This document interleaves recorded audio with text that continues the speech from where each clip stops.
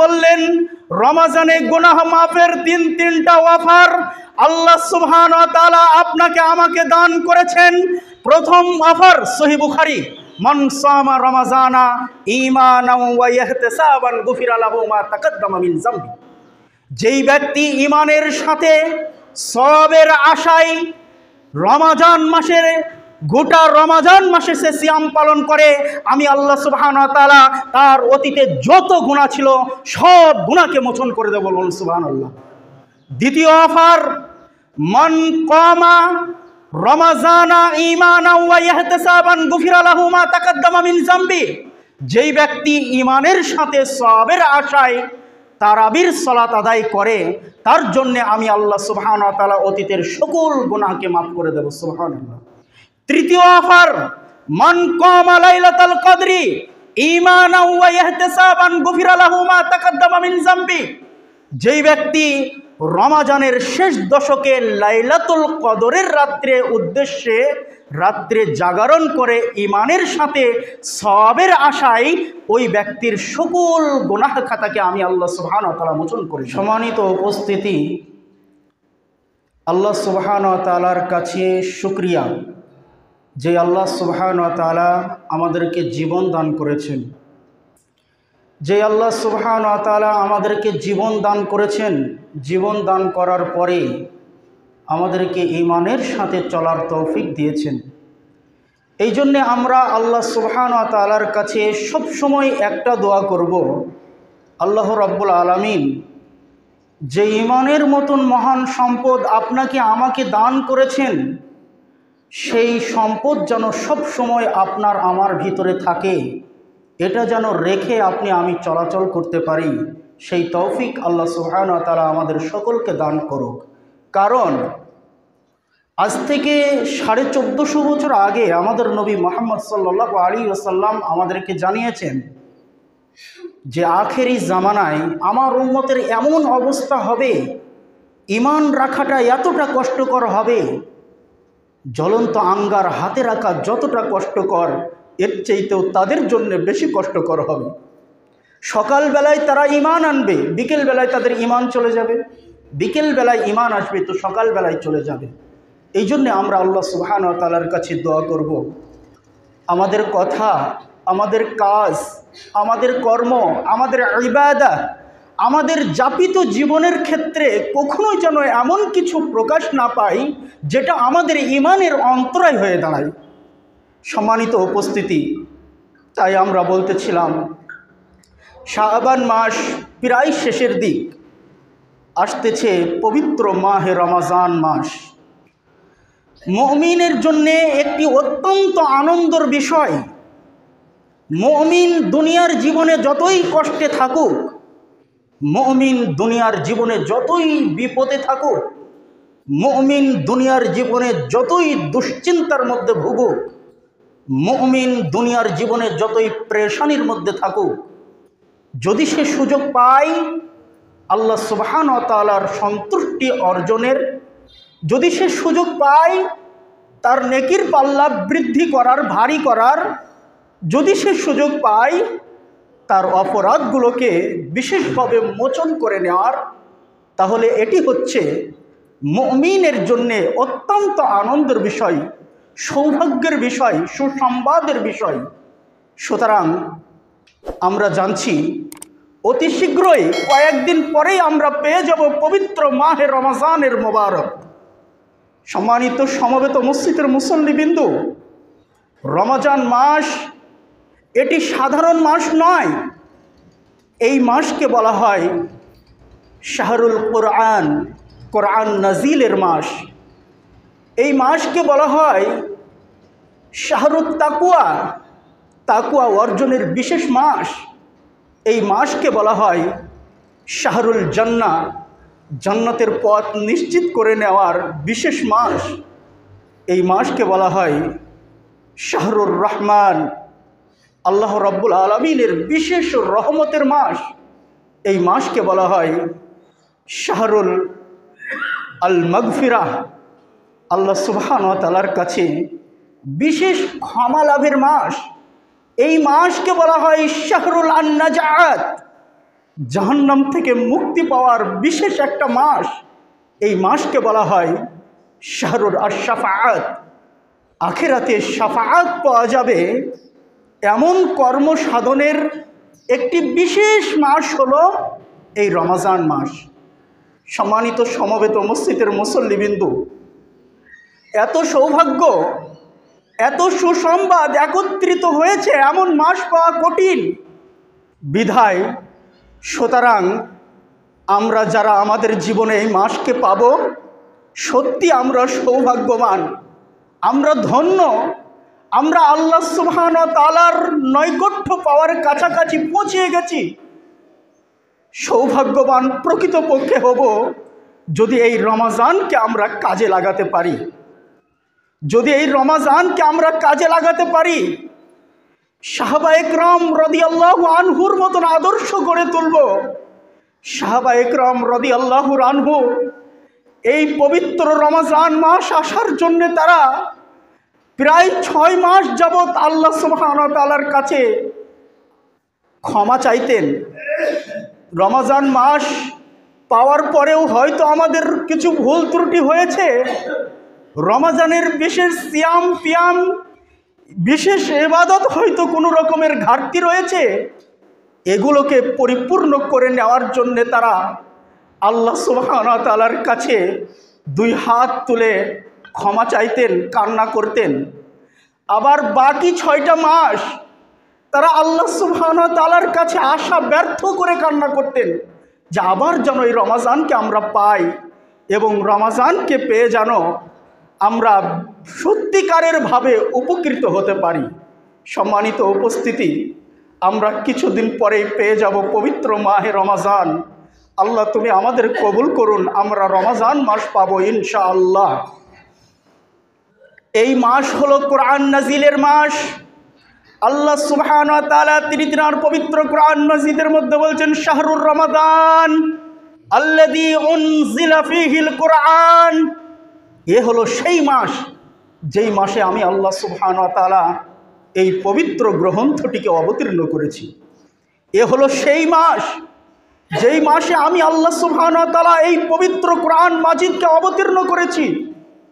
অতএব কোরআনের অনুশীলন, কোরআনের চর্চা, কোরআনের শিক্ষা, কোরআনের ইলম সব মাসেই হবে, কিন্তু নবী সাল্লাল্লাহু আলাইহি ওয়াসাল্লামের সুন্নাত অনুযায়ী রমজান মাসের তুলনামূলক বেশি হবে।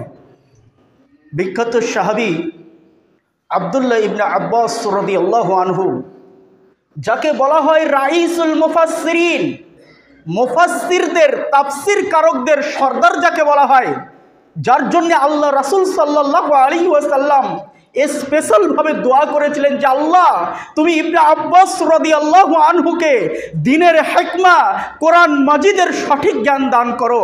সেই আব্দুল্লাহ ইবনে আব্বাস রাদিয়াল্লাহু আনহু হাদিস বর্ণনা করছেন, সহিহ বুখারীর হাদিস, যে প্রতি রমজানে আল্লাহ রাসূল সাল্লাল্লাহু আলাইহি ওয়াসাল্লামের কাছে জিবরিল আলাইহিস সালাতু সালাম আগমন করতেন। আগমন হয়ে নাজিল হওয়া অংশটুকু একে অপরে পাঠ করে শোনাতেন এবং শুনতেন। এটি ছিল রমজান মাসে তার বিশেষ ইবাদত। অতএব প্রিয় মুসলিম ভাই ও বোন, প্রিয় মুসলিম বাবজি ও ভাইরা, আসতেছে সেই পবিত্র কোরআন নাজিলের মাস।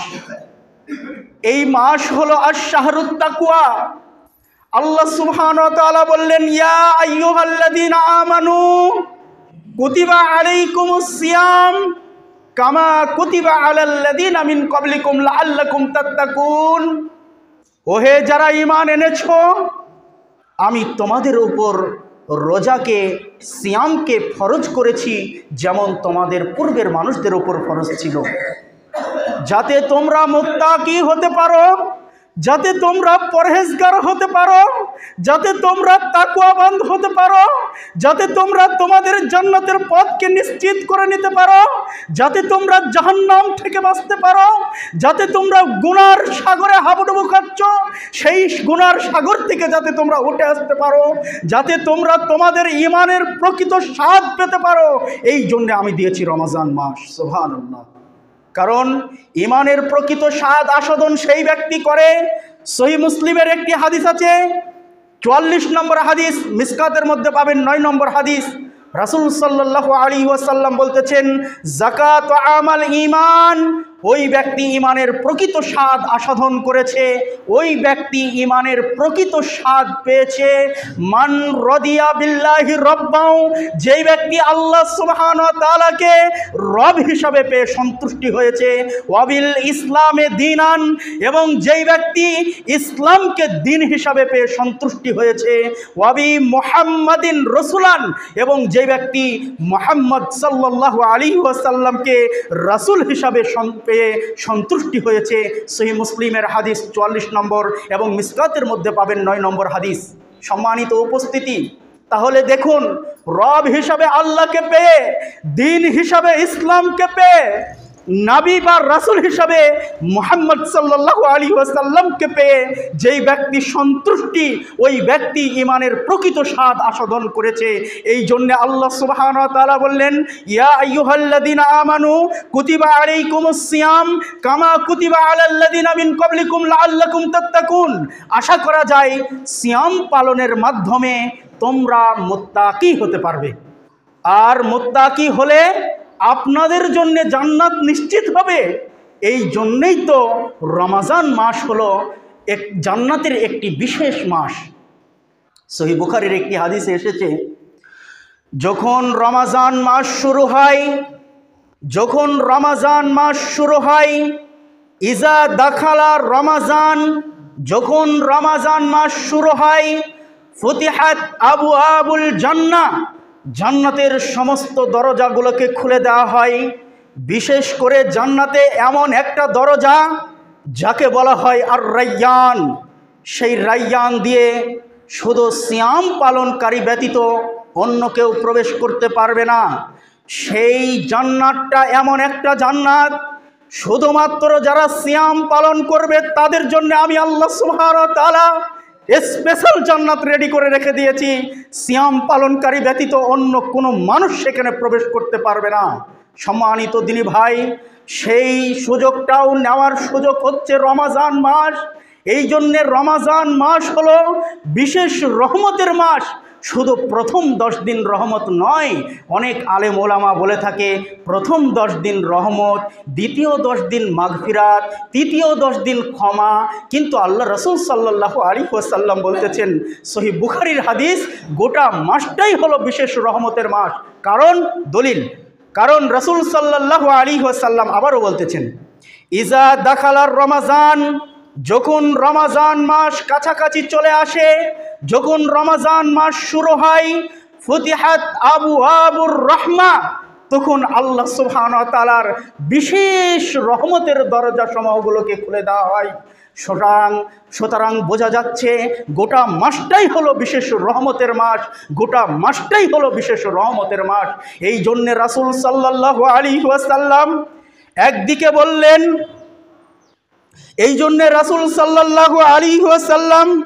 একদিকে বললেন, রমজানে গুনাহ মাফের 3টা অফার আল্লাহ সুবহানাহু ওয়া তাআলা আপনাকে আমাকে দান করেছেন। প্রথম অফার সহিহ বুখারী, মান সামা রমাজানা ঈমানাও ওয়া ইহতিসাবান গুফিরা লাহু মা তাকাদ্দামা মিন যামবি। যেই ব্যক্তি ঈমানের সাথে সওয়াবের আশায় গোটা রমজান মাসে সে সিয়াম পালন করে, আমি আল্লাহ সুবহানাহু ওয়া তাআলা তার অতীতে যত গুনাহ ছিল সব গুনাহকে মোচন করে দেব, বলুন সুবহানাল্লাহ।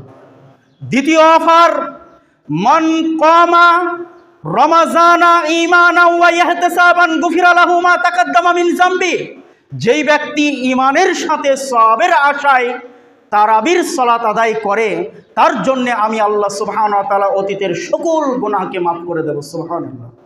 তৃতীয় অফার, মান কামা লাইলাতুল কদরি ঈমানাও ওয়া ইহতিসাবান গুফিরা লাহু মা তাকাদ্দামা মিন যামবি।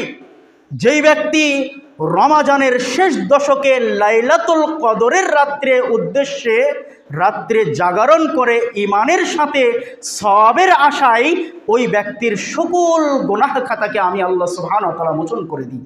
সম্মানিত বাপজি ও ভাইরা, তাহলে বোঝা যাচ্ছে এই মাসটা হলো বিশেষ ক্ষমা চাওয়ার মাস, এই মাসটা হলো বিশেষ ক্ষমা নেওয়ার মাস।